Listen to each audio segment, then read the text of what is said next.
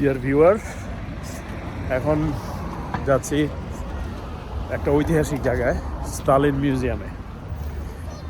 So বাংলাদেশে আমরা একসময় যারা বাম রাজনীতি করতাম তারা সবাই স্টালিনের সাথে পরিচিত। আজকে স্টালিনের সে বাসস্থান, জন্মস্থান, সেই মিউজিয়ামে যাব। এই শহরটার নাম হচ্ছে গরি। সো স্টালিন বেসিক্যালি সোভিয়েত ইউনিয়নের নেতা হলেও ও আসলে জর্জিয়ান। সো গরিতে যাব এখন, গরিতে আছি অলরেডি, আর এখনই ঢুকবো স্টালিন মিউজিয়ামে। Very exciting. এই শহরে স্টালিন বড় হয়েছে, হ্যাঁ। Over there is his house, where he was actually born at. This one? This one, yeah. And now it's built over like the pavilion, but there's more. We're gonna go to that later, of course. ওকে, এই যে এই বাসায় Stalin জন্মগ্রহণ করছিল। এই যে তার মূর্তি।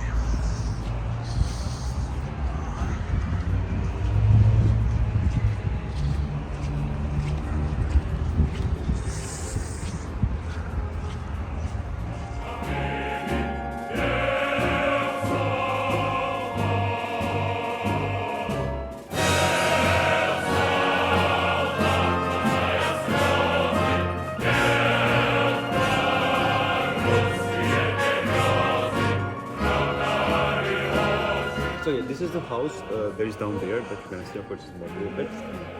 You see, his family didn't really actually own the whole house. They're actually renting the left room or so here. The right room was owned by the owner of this whole house. Also, they were renting just you can see the stairs leading downstairs.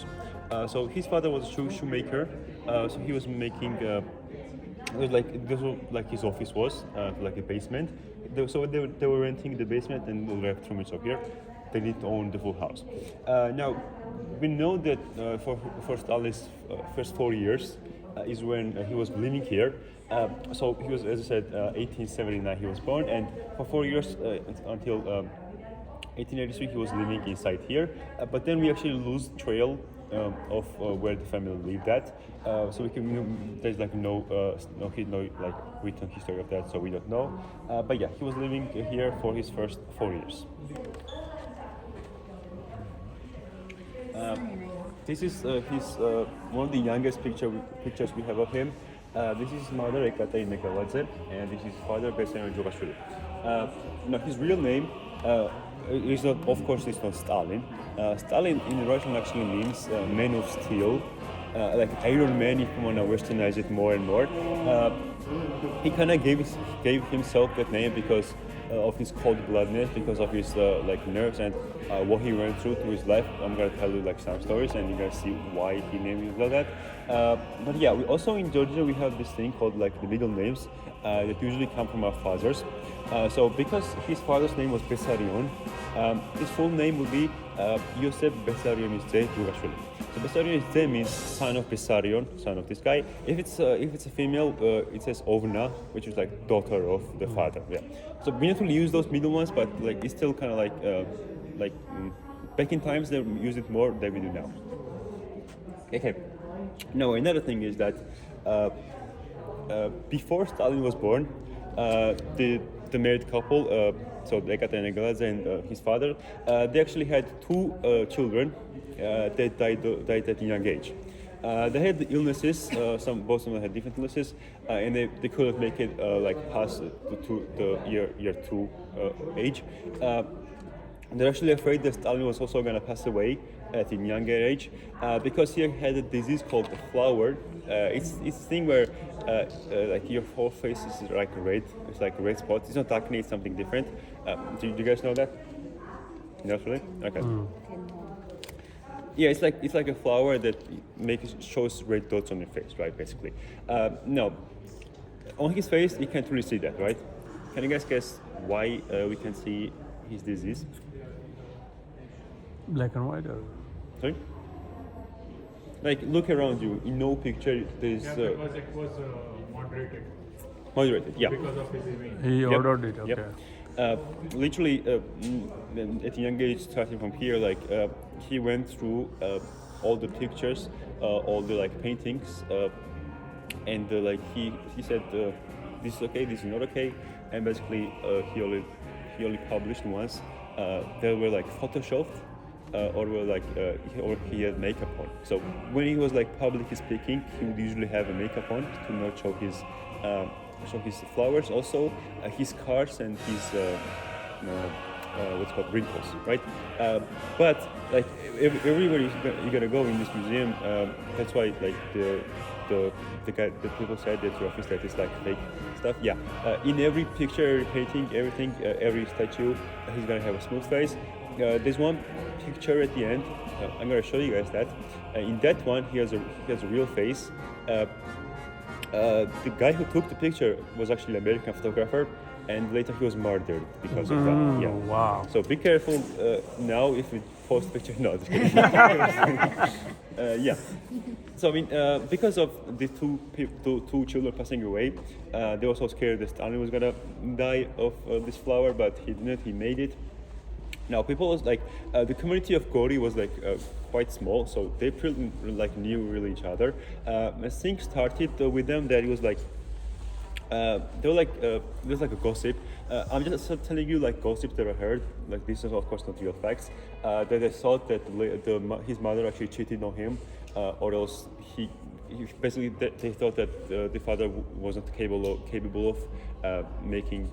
Not making birthing healthy children, right? Yeah. So like the rumors started. So this guy then started drinking. He used to go home after like going to like a pub, go to a restaurant. He was drunk and he would like beat the mother and Stalin also. So yeah, his real name Yosef Jogashvili. Remember that. You're gonna look smart in people.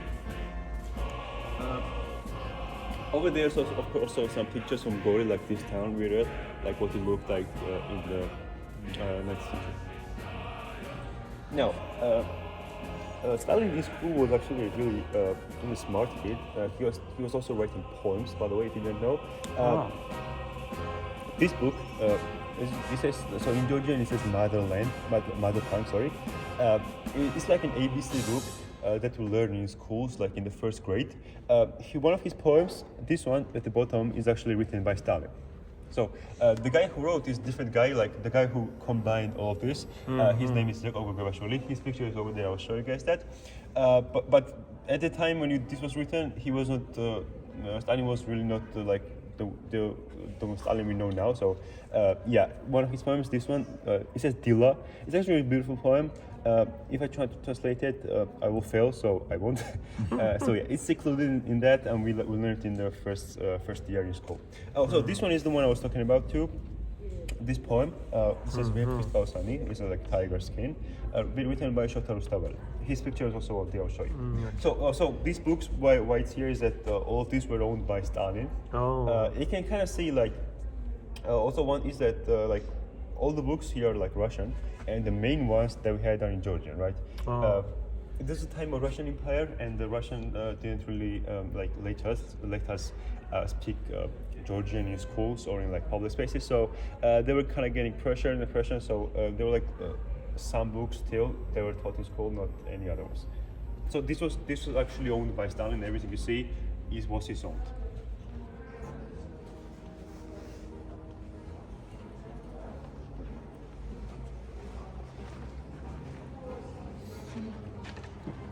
Yeah, so there is the guy that is called Shota Rustaveli, the guy who wrote that book, and this is the guy who wrote the ABC book, okay? But I want you guys to look at this guy. His name is Ilya Chavchavadze. He's actually considered father of our nation because I told you that because we speak Georgian in Georgian schools in Tbilisi in Georgia, so. Kids were really like losing like their language because it was not taught in school, right? So then this guy did some good stuff. Basically, he established this is like organization that spread Georgian language, like writing and reading. He also published the first newspaper in Georgia called Iberia, and basically a lot of other stuff. If not him, today we couldn't be like. I will not probably speaking Georgian now, so that's why he's like considered father of a nation. Now, I told you that he was writing poems, and that's not the only poem he had written. He also wrote a lot of different poems, of course. Also this guy had a newspaper, as I mentioned, right? One day, young Stalin, this is like 14 years old, like what you see in the picture over there, is probably like that age, like roughly, he was that age. Again, it's kind of like a gossip, not a real fact. Now, it's a story, maybe not 100% fact, but story then more gossip.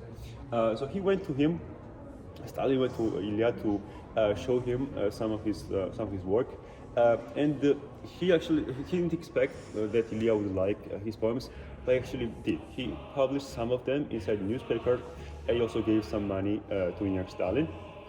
But funny thing, when he got the money, his father actually took the money and used it for drinking. Now, during Stalin's life, there's only a few humane moments that he had. And this was one of them. He was really excited that his poems were published in the newspaper, because this guy was really famous at the time. He's like one of the most famous Georgians at the time.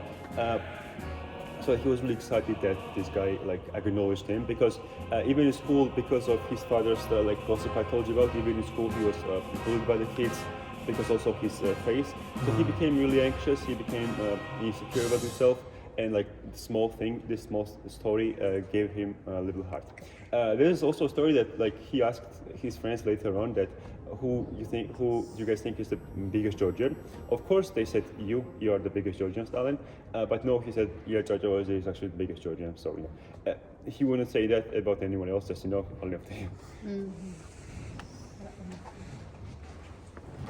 So he was actually studying in theological school because his mom wanted him to become a priest. And then later on, he actually finished with good grades, and then he was sent to Tbilisi. This building is like the Orthodox seminary. There's located in Tbilisi. So he was studying in Gori in school, and then he got sent to Tbilisi to study here. He wasn't actually in a choir, and he actually had a really good voice, by the way. He used to sing really well, and he also got a scholarship because he was also studying really well inside the seminary. Again, his father was coming here and taking his money and using it for drinking, and also beating him also like continuously. But he actually dropped out on his third year of his studies in the seminary. This is one of the paintings of like this. This shows like when he was banned from the seminary because some indecency between the priest and himself. This is a time when then he gets introduced to Marxism, starts reading about Leninism. Of course, there's Leninism, and this is like Social Democratic Party, and later on, I'll tell you what happened with them later. Again, in this statue, he's roughly 14 years old. He's taller than me. Doesn't really make sense. He was actually like 165 centimeters, which is like around here, something around here. So yeah, he was really short. So that's why he used to take it bigger.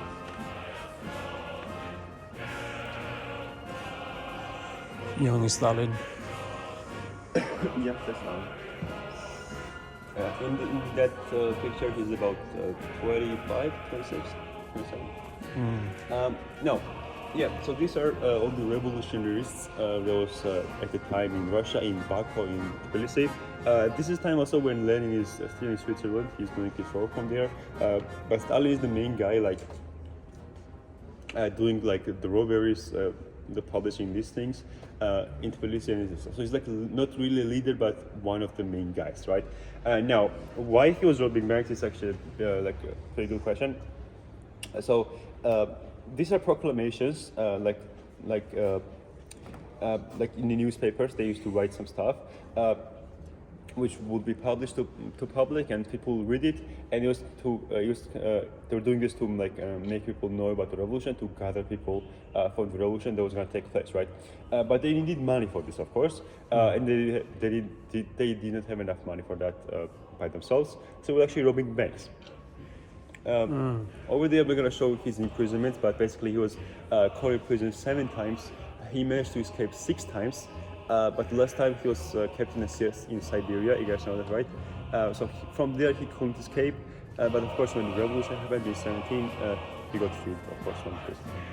Here are some of the proclamations that were being published, and here are some of the people that were taking part in those proclamations, robbing banks and stuff like that. So at first he was doing all of that in Tbilisi. Then he actually moved to Batumi to continue robbing banks, his career. And this is again fake advertisement. He was actually not a good public speaker because of his insecurities, because of his face, everything, his bullying in his childhood. He didn't have a lot of confidence in talking to people. So what you see here, like him irritating to other these old people, is not really true. Just for paid advertisement. Yeah, and there's also gonna be a guy called Trotsky, who was like the rival of Stalin and Trotsky. Trotsky, yeah. He was much more better at those things than Stalin was. Stalin was kind of in the back, doing strategic things like that as well. I'll show you also this. I forgot. So this is equipment of printing house, and there's also a model over there. I'm going to show you guys when we get there. This is how they were printing those proclamations. They had a basement, hidden basement. They had this equipment, and they were basically printing all of those inside here. It's very So this is the map of his imprisonments. So you can it's also marked what happened before. So if it says number 1, this is the first time he was caught in 1902. He was sent all the way here in Nova Yuda, then he escaped in 1904. Then he came to Tbilisi, then he was caught in Baku, exiled here, and then you can see him as. Now the same time, it was in 1913, 36th of February.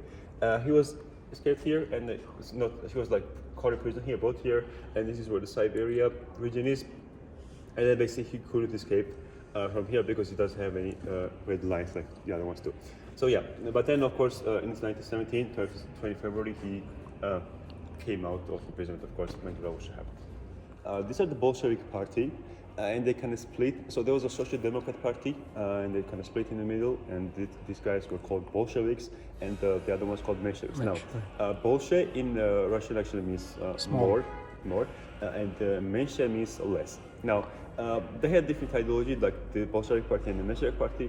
Bolsheviks, these guys believe that the leaders are Lenin and Stalin. These people would later be in the Russian government and the former Soviet Union. They believe that the royal family should be taken down by force, by war, by guns. But the Mensheviks, they believe that the revolution should happen by diplomacy, by signing some documents, stuff like that. But later on, some Mensheviks actually joined the Bolsheviks because they knew they had no chance of that happening. So yeah, these protests were well kept by the Russian police, military Russian forces. So some people were killed, but not too much, and nothing happened from here. Nothing here. The reason why there was big demonstrations and protests was that the country was really poor. There's a lot of hierarchy, as you know, in Russian Empire. There were farmers who had basically nothing, no money, no food. They were starving, they were poverty. So they kind of started protests by themselves. And the Lenin and his fellow friends realized that these people needed someone in charge to make the revolution happen. So they were in the right place, right time. They kind of took these people that had their back, and they took it throughout the revolution. In 1917, as you know, is when the revolution happens in October.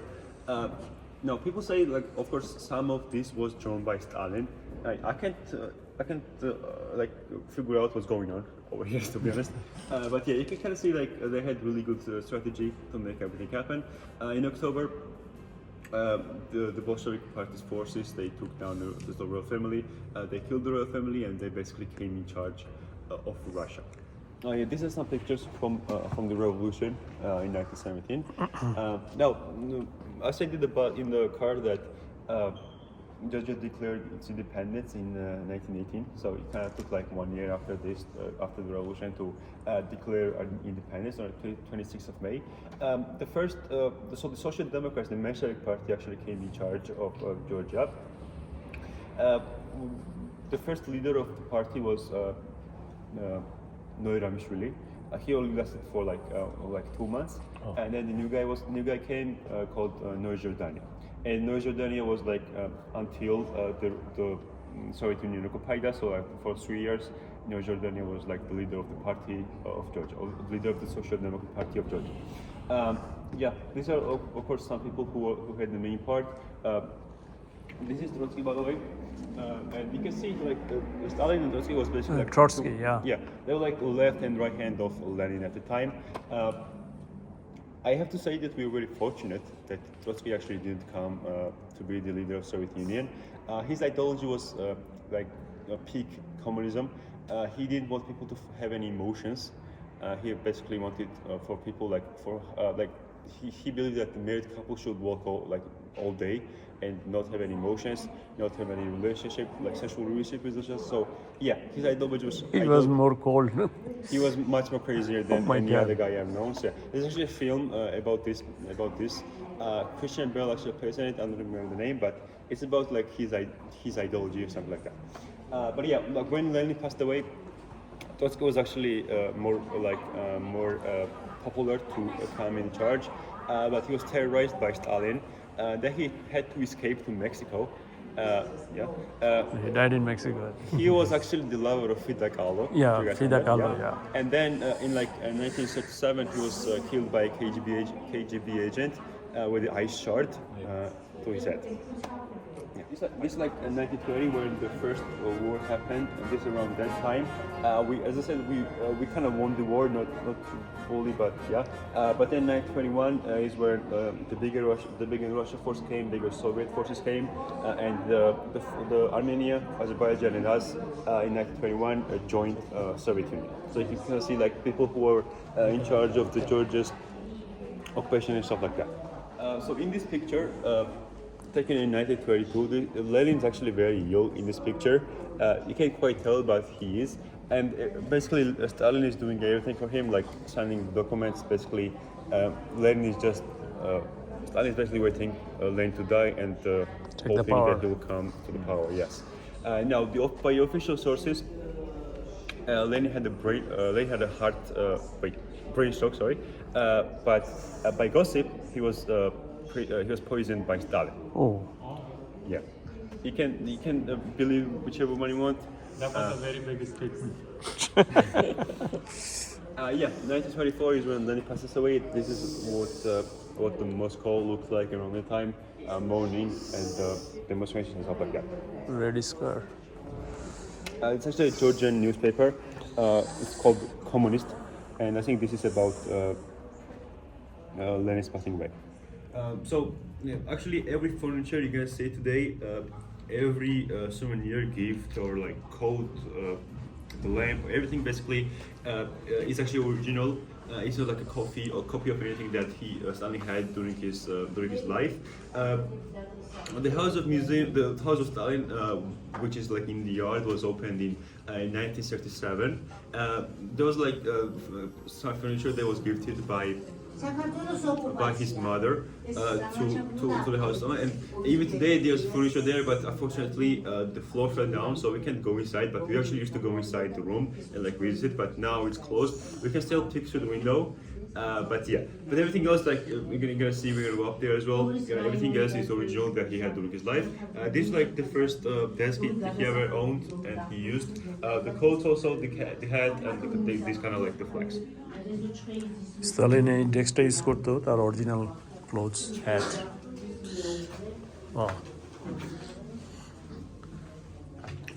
Over here, this is also some of the clothes that his mother gifted to the museum and to the house. This is like some of her belongings, some of her clothes. But this one, I think, this is the most important one. This is his Stalin's young Stalin's vest.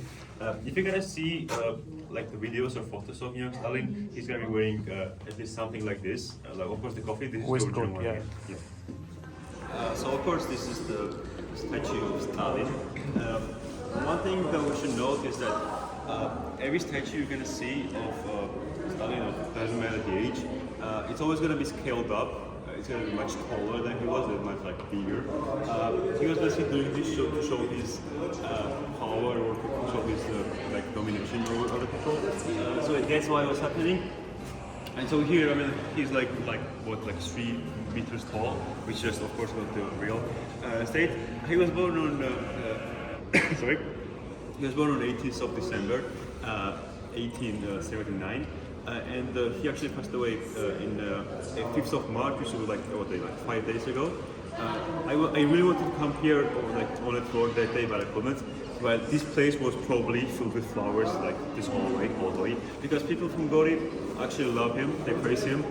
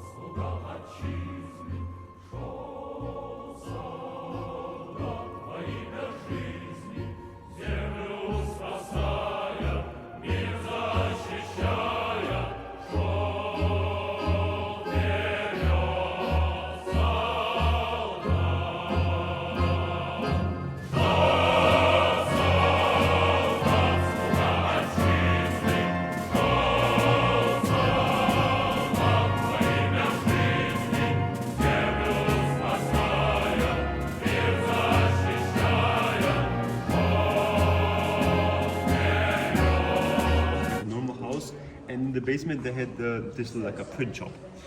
When the police came, there's actually no entry going from the house down there. If you come over here, you used to take this and go all the way up, come down, get water from here or something. Yeah. This building is actually near our body, like where our office is. You can actually visit it. I think it's like 10 lari to visit. You can actually go down there. You can go there. I haven't been there, but it looks scary. If you see. Wow. It's highly secret.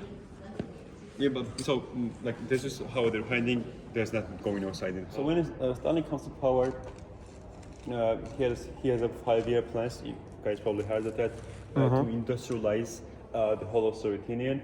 Here's some pictures of what was happening, like what was going on, how we're building factories. They're producing cars, guns, basically, literally, I think like steel, everything that could be found in the territory of Soviet Union. And of course, oil in Azerbaijan was one of the profitable things that Soviet Union had at the time.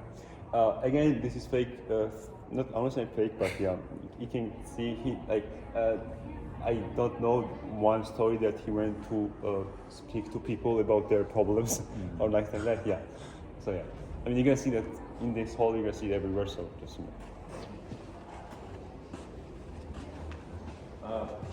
Do you guys know the car Lada? The Soviet car Lada. Did you know that? No. No. So there's a car produced in the Soviet Union called Lada. Oh, Lada, yeah. I saw some Armenia yesterday. Yeah. Remember that? Yeah.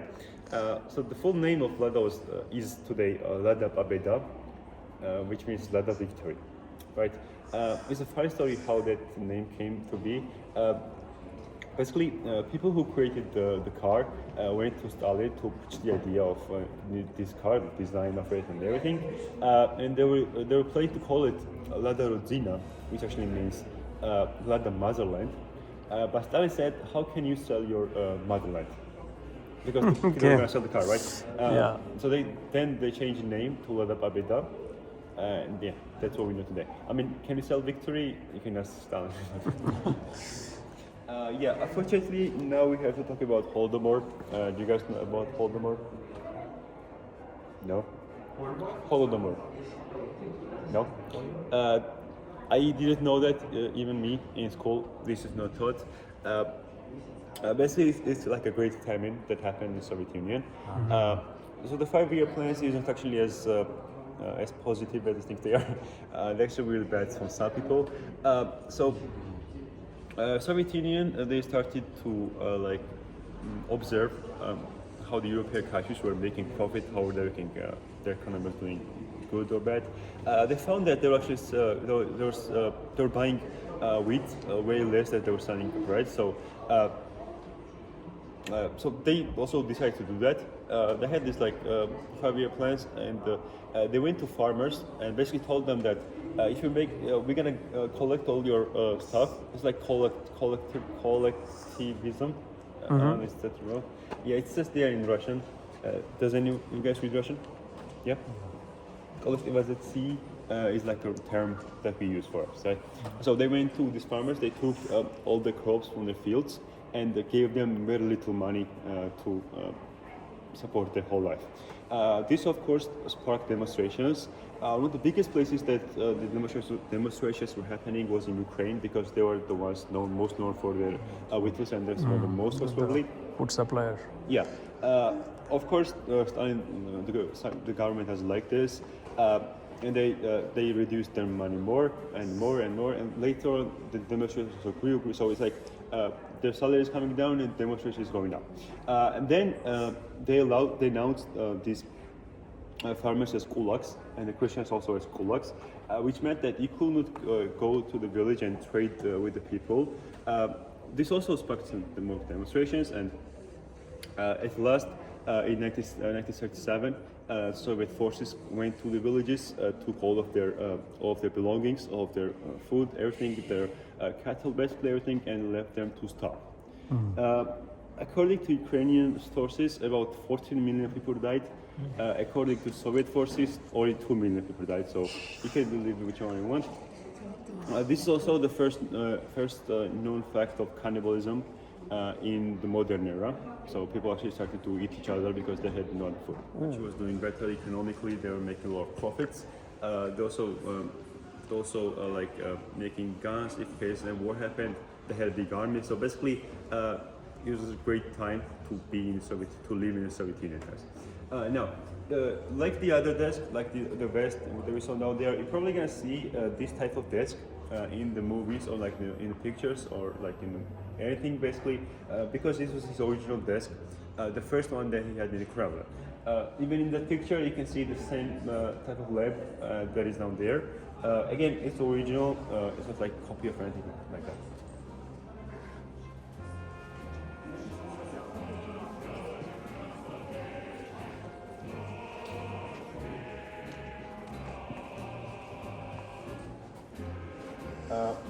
These people are unfortunately the victims of the Soviet Union oppressions.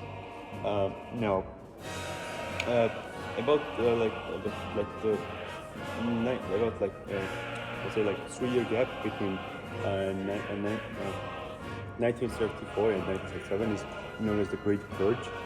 This is time when a lot of intelligent people are being killed because Stalin becomes really anxious that someone is gonna take him down, and think that people are gonna not like him anymore, something like that. So they're targeting more intelligent people who had what's the name?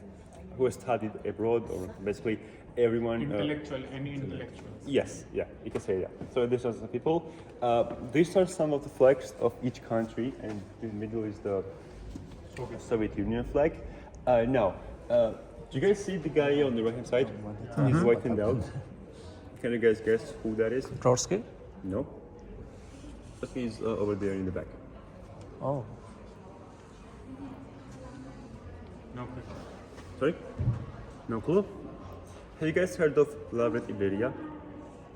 Iberia. No? Have you guys seen the film Death of Stalin or no? No? I recommend you to watch it. It's really funny. So this guy is Lavrent Iberia. There's a picture of him, I think so, yeah, because these people hate him. Let's see why, I'll tell you. So each of these countries, of course, had their own leaders during the Soviet Union, and Lavrent Iberia was actually one of them. But then during the war, he was actually appointed as the international affairs minister in the Soviet Union. So he was operating it. Then he got time. In '39, there was a pact between Hitler and Stalin that they would not invade each other. But there was like a hidden point that people didn't really know at the time that said that if Europe collapsed, if Hitler defeated the whole of Europe, then they would split Poland in the middle. The east part will go to Soviet Union, the west part will go to Nazi Germany. So at the start, as you know, Nazi Germany and Soviet Union were they were not really, no, they were not friends, but they had nothing between each other. But then, so Hitler took France, and he was threatening to go to England, and he thought that Churchill would surrender because he was really scared of that Hitler would come and take down England. But Churchill wasn't doing that, and Hitler got really anxious about this and thought that Churchill and Stalin had some kind of agreement between each other. They would help each other. So he got really anxious, and rather than going and hitting England, Hitler took his forces and went to the Soviet Union territory. There is a story again, it's not like a 100% known fact, but there's a story that they were really close to coming to the Caucasus, like crossing and coming to Georgia, and in the southern Caucasian territory, the most important country was probably Azerbaijan, again because I mentioned because of the oil, right? Stalin actually told the war generals that it doesn't matter if Georgia is taken down, and if Germany occupies Georgia, do everything to not let them go to Azerbaijan territory to get the oil, because at the time Nazi Germany's most they were basically short of oil at the time, and their only support was from Romania, from the Romanian oil forces. So they really wanted to take the Azerbaijani oil support. So yeah, if you look at this thing as the perspective of a great world leader to win the war, basically, it was a really good strategy to take people from Georgia and leave, move them to Azerbaijan territory, for example. But if you look at it as Georgian, saying Georgia is not very important, they can take Georgia, it's kind of yeah. But there's two views of this. You can look at it however you want to. But yeah. Being a Georgian leaving their motherland. Sorry? Being a Georgian leaving their motherland is different. Yeah. So from Georgia, in the Second World War, they were sent about 600,000 soldiers, and only half of them managed to return. So 300,000 we lost, or they died during the Second World War. But of course, these are pictures from the war. In the next hall, we're gonna see the victory of it. But I want to go over there to show his family. He had two wives, but he was also a womanizer, just so you know. The first wife he had is this lady called Ekaterina Swanidze, and she was Georgian. He actually really loved her. There's a picture of him on her funeral that he's really sad, and this is also one of the humane moments of his life. I said one when meeting the little Jawadze, and this is the second one, because he actually really loved her.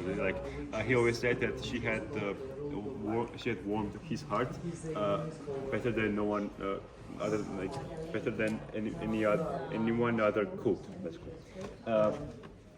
Yeah, they had one son together, this guy called Yakov Jugashvili, and now is the time to tell the story about him. Oh, his son. Yeah, the guy over there, yeah, Yakov Jugashvili. Yeah, that's him. It got captured during Second War. Oh, so they wanted to exchange Yeah. with one German officer, but Stalin said no. Yeah. So basically, he let him die. Yeah, so the Germans had caught this guy, his son, and the Soviets had caught a Nazi general called Aulinius, and he didn't exchange him because he said, I treat all my soldiers like my sons.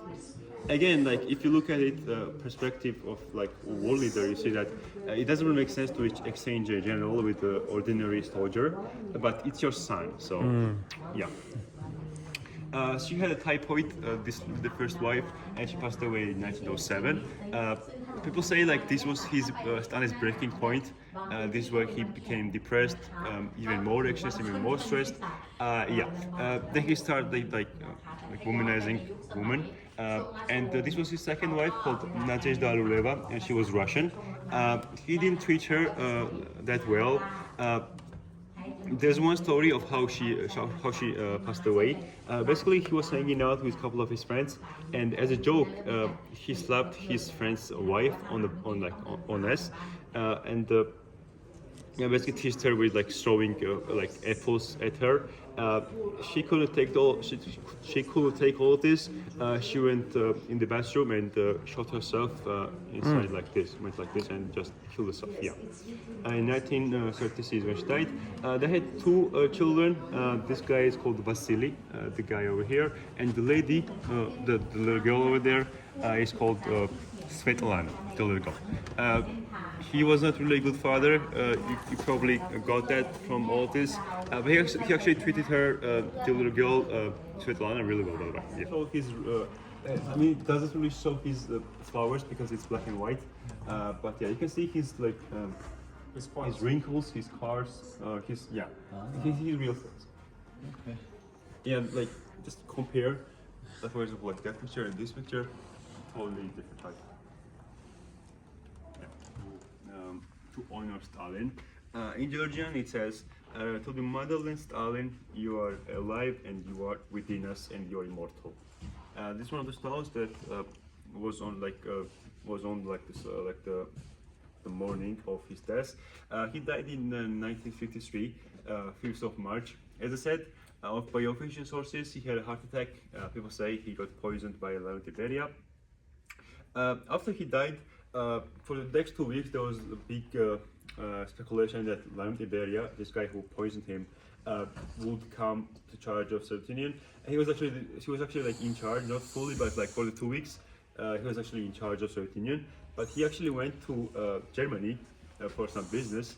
But when he came back, Nikita Khrushchev and one of his friends that were like in the Stalin circle beforehand, they had what's called? They had the agreement that they would take down Lantiberiya because none of those guys actually liked Lantiberiya. They kind of hated him. So when he came back, they called him and brought him to jail, and then he was murdered. But if you ask me, he was murdered over like straight away, not to the jail and then murdered. 7 of these type of masks of Joseph Stalin was sent throughout the Soviet Union. Of course, one of them was sent in Georgia, and it's displayed like this in the museum. This is the mausoleum where Lenin was buried at first in 1924, and when Stalin passed away, he was also buried in the mausoleum. It says here Lenin and Stalin in Russian, right? Because this is the Kremlin. But then Nikita Khrushchev, when he came, he really hated Stalin. Can you guys guess why? Competition. Power competition? Not only that, there's something else. Khrushchev is like Russian and Georgian, something? No, Khrushchev is actually Ukrainian. Ukrainian, okay. Because of the whole story, he really hated Stalin, so he moved him outside of the mausoleum and placed him outside of the Kremlin wall, like this. Oh, wow. Yeah, even today he's still there.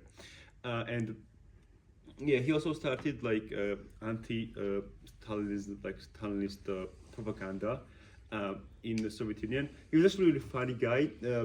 If you Google Nikita Khrushchev with the shoe, do you guys know the story? So there's like a Congress meeting of some kind, I don't remember, and Nikita Khrushchev came to speak to the other people, right, to the other leaders of the world at the time, but no one was listening to him because he was kind of known as like the Joker because so he basically took off his shoe and he was banging it on his like little like what's it called? Desk, yeah, cable, yeah. He was like banging it to get people's attention. Okay. There's a picture of him with the shoe like this, and just like banging it on the desk. The main picture here, of course, is Churchill and Roosevelt and Stalin. Now, you guys know the Cold War, of course, right? And how the Americans were the first one to create the atomic bomb, and then followed Soviet Union. People believe that even today, why Russia is still a country is because they have atomic bombs created by Stalin. So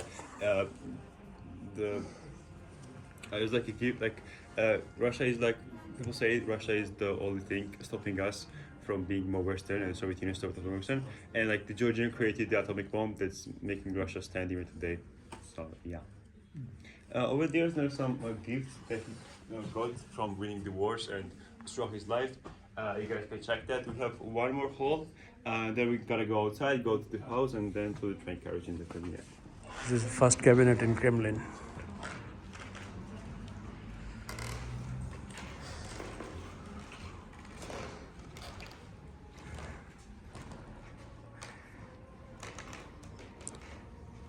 Original chair, Kremliner.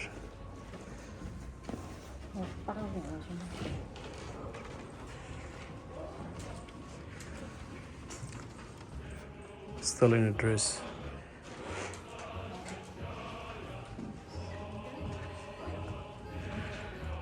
Chessboard is interesting. See? Yeah. Stalin chessboard.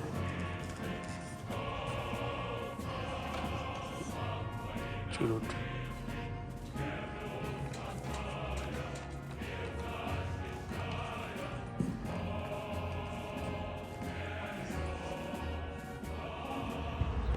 So dear viewer, এটা হচ্ছে original house যেখানে Stalin জন্মগ্রহণ করছিল। So আমরা দেখতে এখানে যাব এখন। হাউসটা এখনও প্রিজার্ভ করছে। সো উপরে স্ট্রাকচার তৈরি করে দিছে সোভিয়েত ইউনিয়ন টাইমে। এই যে এই বাসাটা স্টালিন জন্মেছিল। Look at this. এই যে স্টালিনের হাউস। স্টালিনের ট্রেন এটা। স্টালিন ট্রেনে করে বিভিন্ন জায়গায় যেত। এই যে ট্রেন, এই ট্রেনটাতে স্টালিন চড়তো বিকজ ও প্লেনে চড়তে ভয় পেত।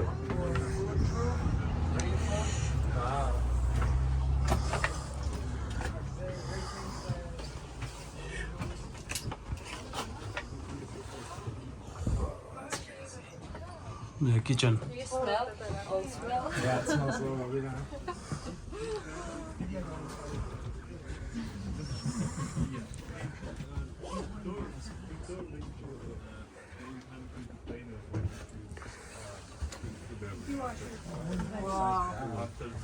That room is my favorite. But no video, no video.